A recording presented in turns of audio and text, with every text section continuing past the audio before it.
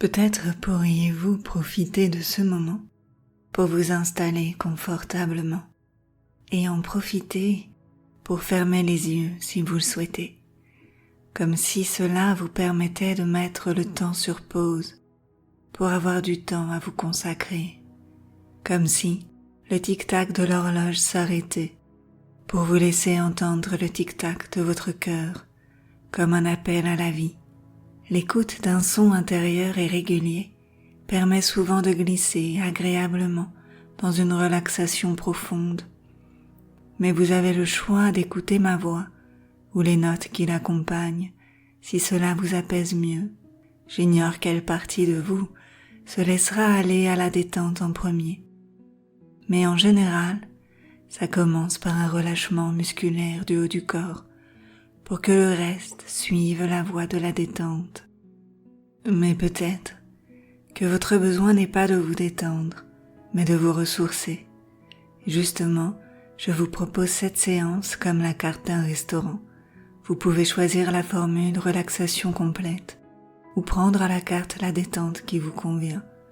C'est vous qui allez choisir au fur et à mesure des histoires que je vais vous raconter ce que vous voulez garder maintenant ou prendre à emporter pour plus tard quand vous en ressentirez la nécessité. Car vous qui m'écoutez, vous méritez de vous offrir le meilleur. Et tandis qu'une part de vous se demande peut-être quelle formule lui conviendrait le mieux, une autre part de vous pourrait se laisser aller encore un peu plus profondément au relâchement physique et mental, afin de se laisser encore plus facilement emporter par les histoires qui vont suivre. Et justement, en parlant d'histoire, j'aimerais vous raconter celle d'une femme qui organise des voyages pour les autres. Elle adore ça. Elle ne voyage pas, bien que ce soit une excellente organisatrice dont les clients sont toujours satisfaits. Elle préfère voyager à travers eux, devant son écran assise sur sa chaise. Elle a trop peur d'oublier quelque chose, que ce qu'elle s'organise ne se passe pas comme prévu. En revanche, elle met un point d'honneur à prévoir tous les imprévus possibles pour ses clients, que tout se passe à merveille comme sur le papier. Seuls les anxieux partent avec elle, rassurés par cette promesse qu'un plan B-C-D soit pensé pour les occasions du plan A. Mais voilà qu'un jour, son nouvel amoureux lui fit la surprise d'un voyage organisé par ses soins à lui, un mélange savoureux de bien-être, détente et aventure dans un pays d'Asie. Seulement il ignorait qu'elle détestait les surprises. Elle détestait tout ce qui pourrait la surprendre, en effet, la décevoir, lui faire perdre ses moyens. Donc les surprises étaient proscrites de sa vie. Il vit bien à l'annonce de son cadeau que l'effet attendu de joie n'était pas là. Elle l'aimait assez pour y aller, elle ne voulait pas le décevoir, lui qui avait tout organisé. Mais il voyait bien qu'elle semblait inquiète. Il tenta de la rassurer, lui assura que si elle préférait annuler, il était ok, car le but d'un cadeau est de faire plaisir. Il ajouta « Fais-moi confiance, je t'ai préparé une semaine de rêve. » Faire confiance, se faire confiance, avoir confiance. Voilà une notion qu'elle ne semblait pas avoir intégrée. C'est vrai, et plus elle y pensait, plus ça la travaillait. Elle proposa un compromis pour que chacun profite de ses futurs moments magiques. Elle demanda à être informée du programme de chaque journée la veille au soir pour qu'elle puisse se préparer. Chaque nouvelle journée était appréhendée avec de plus en plus de sérénité.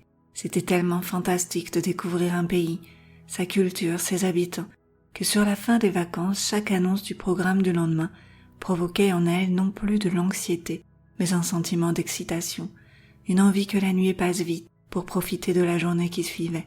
Elle demandait de moins en moins de détails et appréciait de plus en plus d'en savoir moins pour ressentir l'effet positif de la surprise.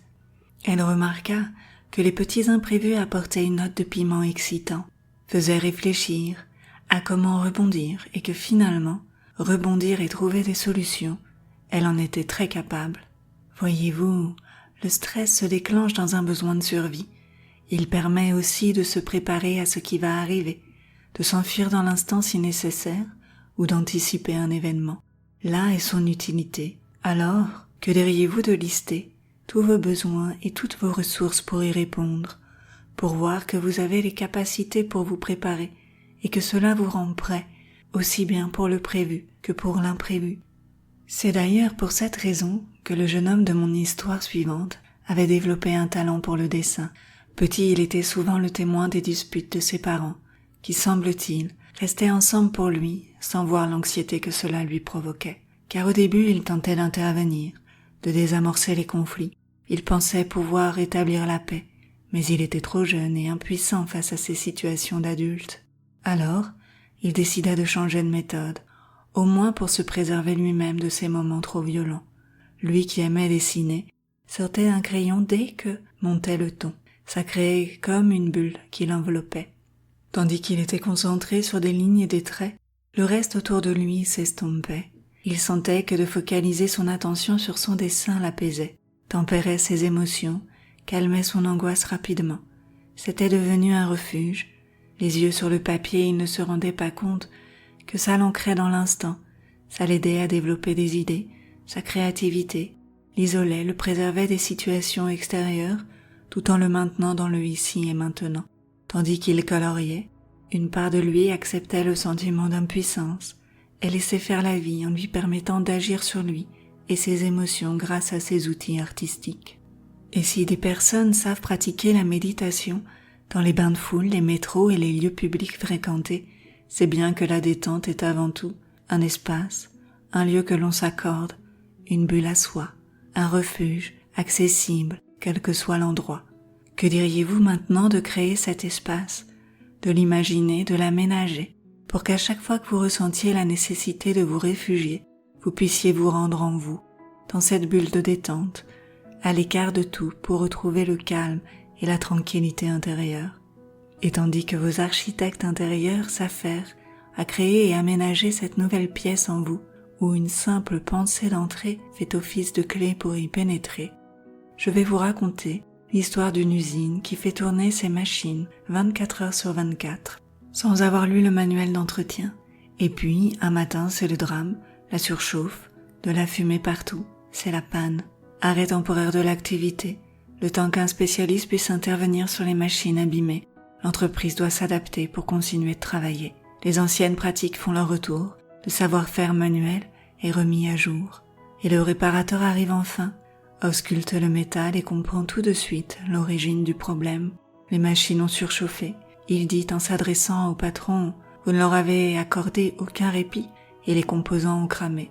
Le directeur pensait que vu le prix et la qualité certifiée des produits achetés, cela devait pouvoir tourner sans s'arrêter. Alors celui qui répare fit une mise à jour. Elle fonctionne très bien, et si vous en prenez soin, elles vous serviront à vie. Mais elles fonctionnent comme le corps humain. Si elles peuvent carburer plusieurs heures, elles ont besoin d'un temps de repos pour refroidir et mieux repartir ensuite. Par la suite, des aménagements furent mis en place et le rythme des employés changea aussi, car fini les 3-8, tout le personnel allait pouvoir dormir la nuit, de même que les grosses machines de l'usine.